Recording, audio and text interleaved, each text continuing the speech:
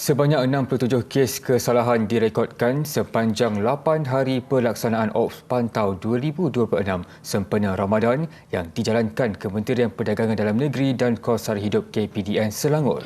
Ia hasil pemeriksaan terhadap 1,284 premis seluruh negeri itu meliputi Bazar Ramadan, Bazar Hari Raya, Pasar Awam, Pasar Raya dan Kedai Runcit. Perinciannya dalam segmen Turun Padang.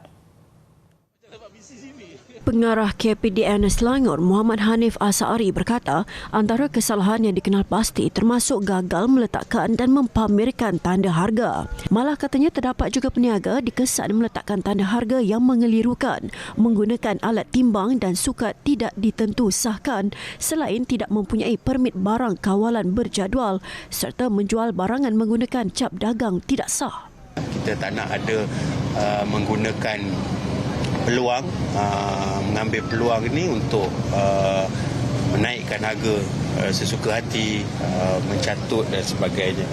Dalam pada itu, bagi memastikan peniaga mematuhi undang-undang serta tidak mengambil kesempatan menjelang sambutan Hari Raya Aidilfitri, pihaknya turut meningkatkan kehadiran anggota penguatkuasa melalui penggunaan van star pengguna atau skuad tindakan aduan resolusi pengguna di 16 lokasi Bazar Ramadan di Selangor.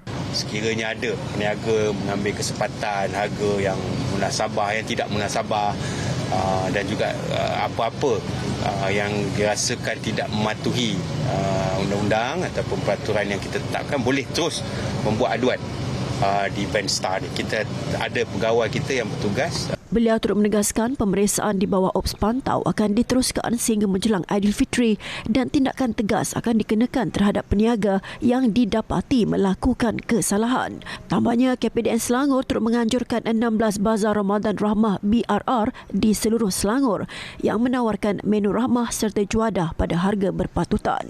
BRR itu juga memperkenalkan dua inisiatif baru iaitu Ehsan Food Bank IFB bagi mengurangkan pembaziran makanan dan inisiatif patuh untuk memastikan semua peniaga mematuhi peraturan serta undang-undang di bawah seliaan KPDN.